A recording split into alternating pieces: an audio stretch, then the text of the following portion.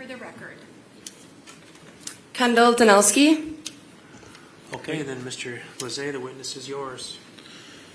Ms. Danowski, can you state for the record how you are employed? I'm a certified forensic computer examiner with the Green Bay Police Department. And what is a certified computer forensic examiner? I basically take all digital devices that come through the police department and extract and sometimes analyze that data. How long have you been employed in that capacity at the Green Bay Police Department? Almost 7 years. Do you have any sort of educational background or training that is related to that position? I do, yes. Training and certifications are very important for this position to keep up with the ever-changing technology. So a couple of the more valuable ones that I've had over the past couple of years, I'm certified through IASIS, which is the International Association of Computer Investigative Specialists, as a certified forensic computer examiner and a certified mobile device examiner. I'm also certified through SANS as a GFCE, which is another crucial training and program that we have to go through. I'm also certified through Celebrate as a Celebrate certified mobile examiner, and I'm also certified through Magnet as a Magnet certified forensic examiner. And lastly, I'm certified through ACE as an Access Data certified examiner. And can you just describe for the jury generally what your process is when you are not analyzing actually, the download of a device? Yes, so I get the device in, and depending on the make and model of that device, it has to be placed into certain settings for extraction so that it can make a connection and communication with my computer. So I get the phone in the correct settings, and then I hook it up to an adapter, and then from there I use a set of software to perform the extraction. Once that extraction is complete, I then open it up in a readable program that I then can get out to officers and detectives to go through that data.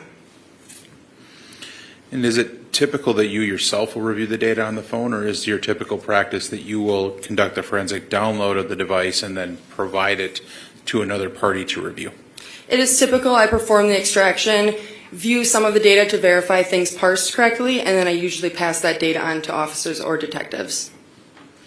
Can you estimate approximately how many times per year you conduct a forensic download of a device?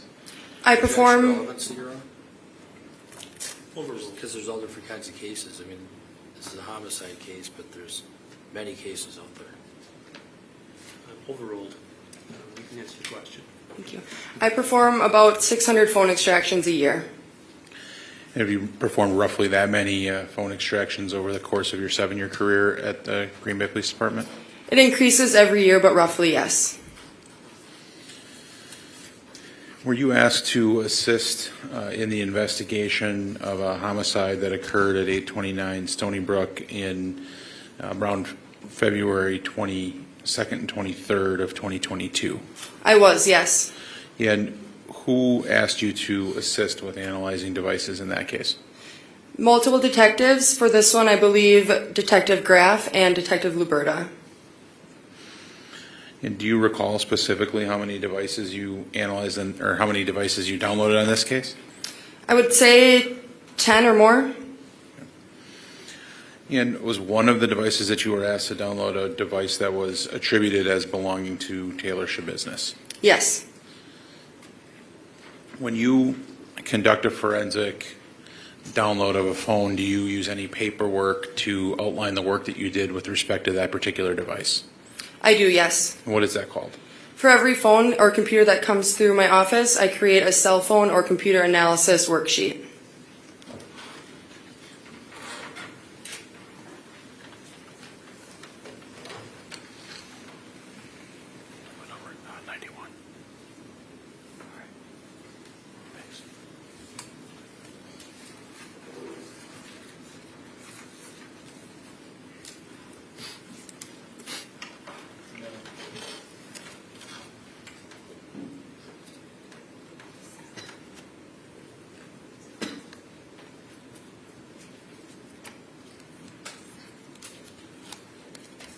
I'm showing you what's been marked as Exhibit 97. Can you identify that document for me? Yes, this is a cell phone analysis worksheet that I completed for exhibit number 370004. That exhibit number, that 37004, where does that number come from? That comes from evidence, so every case number is assigned to a case, and then the evidence within that case gets an exhibit or evidence number. So when an officer collects an item of evidence, they assign it that number? Correct.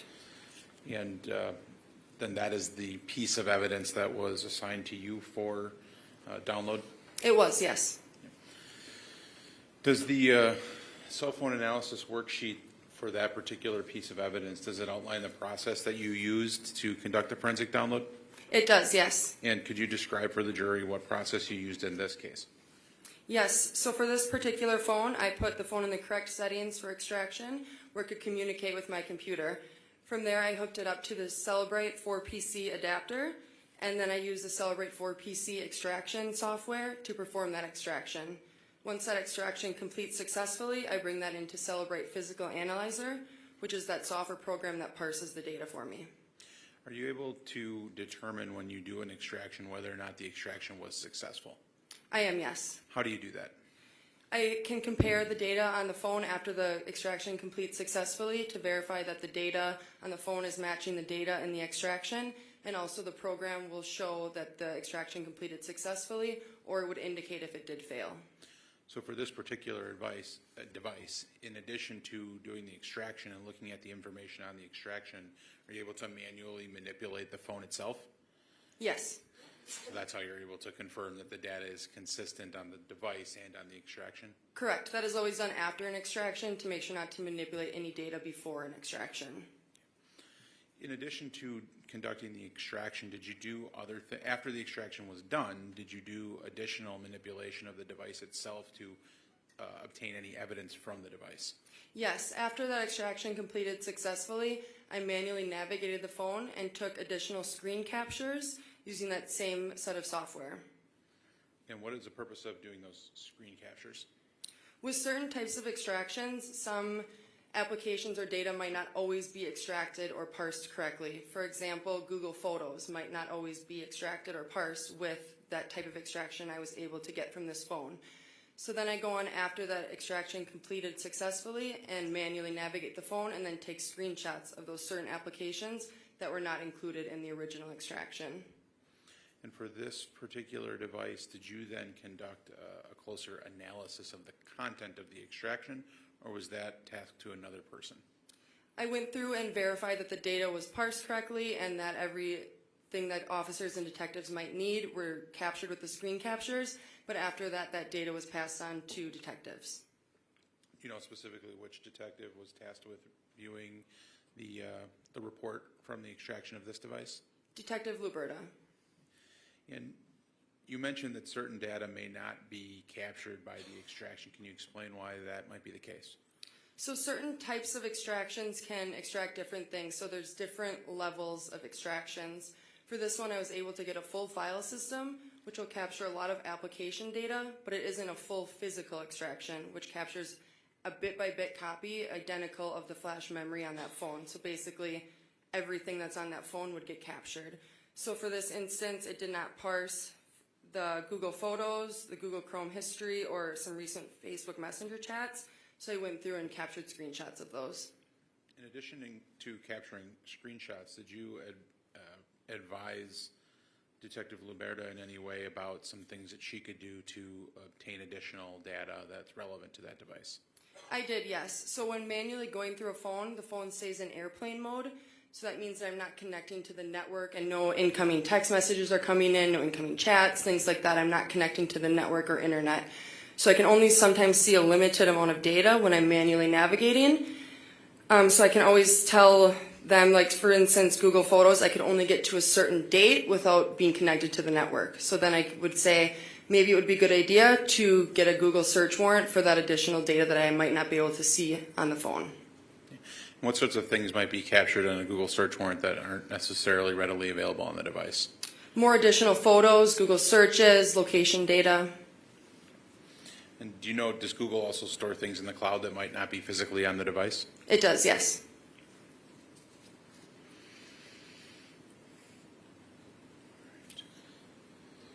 Do you know if Detective Luberta actually then did subsequently make a request to Google for the information that would have been related to this device? She did, yes.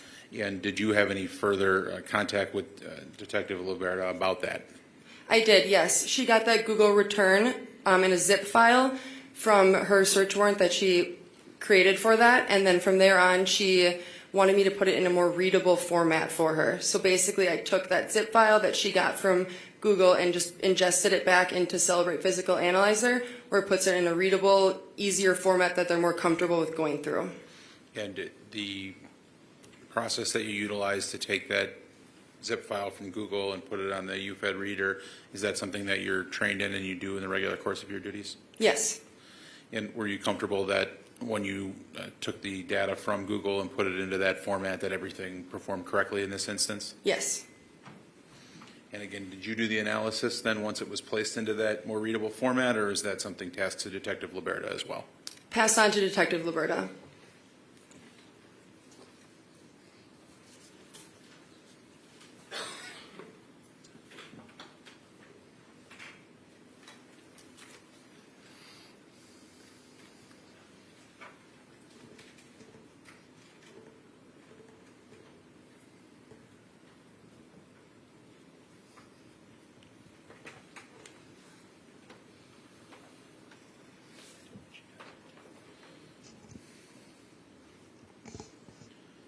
When you extract data from a device, does the device tell you what date that particular photographs, for example, are taken? Or is that information always accurate when you put it into the UFED reader program?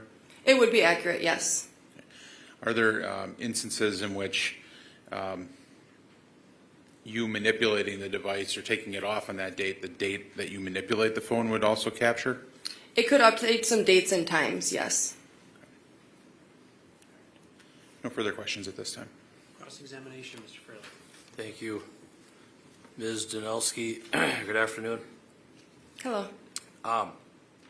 So your role was basically to extract data off of a cell phone. Correct. Do you know who the cell phone belonged to? This particular cell phone belonged to Taylor Shabusiness. And you only looked at and examined one phone, correct? I extracted multiple phones, but I didn't go through every single extraction. Your testimony and Exhibit 91 deal with this phone that you're talking about belonging to Taylor Shabusiness, correct? I believe this, is this Exhibit 97 or 91? It's 97. 97. 97, okay. So basically, you were looking to extract data off that phone for you to turn over to Detective Jenna Liberta, correct? Yes. You were looking for searches, correct? A magnitude of things, cell records, Okay, call look- logs. Okay, let me just ask, I just want to ask you, were you looking for searches, like what this person was looking for on the cell phone? That would be included, yes. Okay, and then you were looking for photos, correct? Correct. You were looking for iCloud photos, correct? Well, in airplane mode, correct. Okay. And then you were looking to see a GPS location to see where this phone had been, correct? You can check the Google Maps on the phone, but you cannot check the cloud when you're not connected to that network. Okay. And cell phones oftentimes have GPS, so if like you want to know where your teenage kid is, you could put that on your phone and you can track where they are, correct? Correct. Sometimes, yes. Is that what you were looking for? I was looking most likely for recent Google searches for Okay. the Google Maps application. Okay. And you had a search warrant for this phone, correct? Correct. What was the condition of the phone? Was it damaged at all? Did it have a cracked screen? The phone appeared to be in, I said, okay condition with an unknown substance on the front screen, Okay. but otherwise in working condition. It was in working condition? Yes. Any issues with the charge or anything like that? No. Any problems with the extraction at all? No.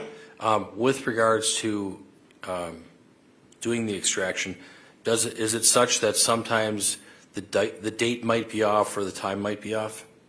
Usually the dates are accurate when they're set for the correct date and time, the UTC -6 or 5, depending on the time zone we're in.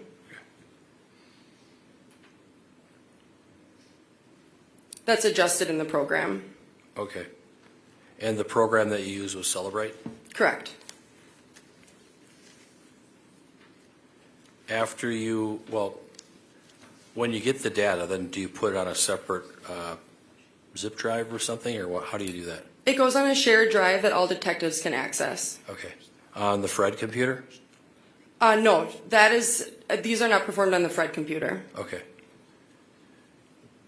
So how would Detective Liberta then access this information?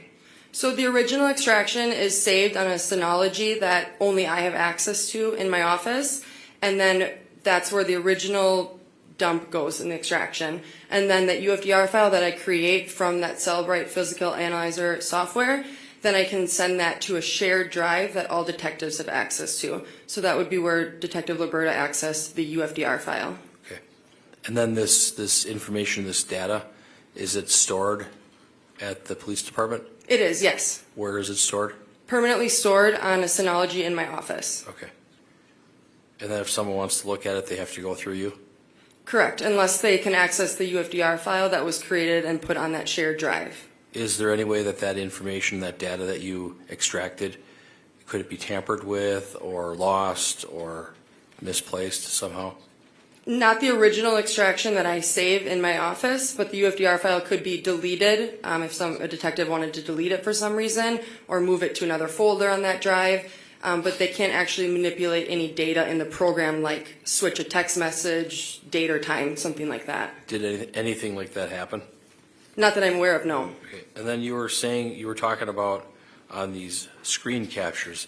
Is it kind of like taking a screenshot of something where you want to capture like maybe a text message or picture or something like that? Very similar, yes. I use that Celebrate 4 PC program, which basically has a screen capture function built right in, which will capture the entire screen of the phone when you basically click a photograph button on the program. Okay. And then you said something about parsing data correctly. What do you mean by that? I just verify, like you said, the dates and times match up. If for some reason Facebook Messenger didn't parse and I need to go through and take screenshots of that, I would note that and go into that application and create those screen captures. Okay. And so your sole role is just to extract the data, get it to the detective so they can analyze the information, correct? Yes. Okay, thank you. Nothing further. Redirect. No, Your Honor. Thank you, man. You can step Thank you. down. State's next witness. The state calls Jenna Luberta.